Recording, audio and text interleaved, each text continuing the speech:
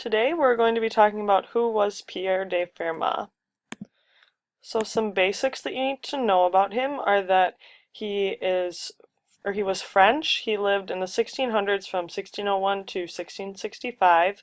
He was wealthy and married. He was a lawyer, and for the most part he lived a quiet and orderly and uneventful life.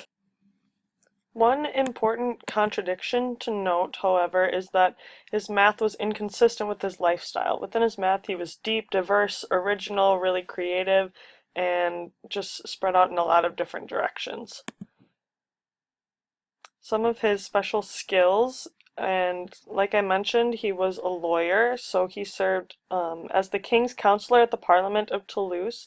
He worked with administration for most of his life. He had a lot of integrity and competence as a public servant, and he was multilingual.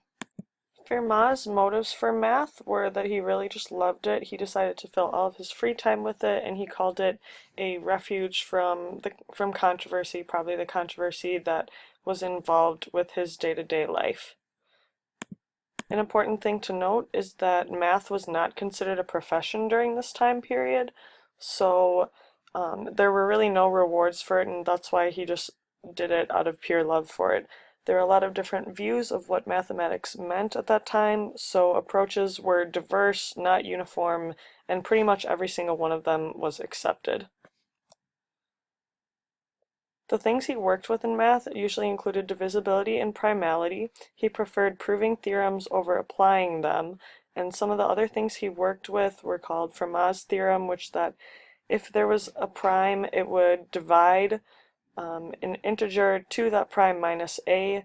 He generalized the 3-4-5 ratio for triangles. He created Fermat numbers and worked with Fermat's last theorem, which was probably the most popular one that attracted tons of attention, and no one has actually found a rational solution for it. Another big thing to note is that he was involved with a conflict with Descartes for part of his life. So pretty much what happened is that Fermat critiqued one of his works, but Descartes saw it as a part of a conspiracy to destroy his works.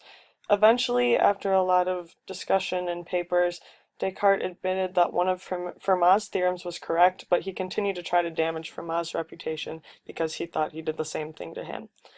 So, in conclusion, we have found out that Fermat was considered a founder of modern number theory, which means that he still has a lot of impact on the things that we're even doing in this class period.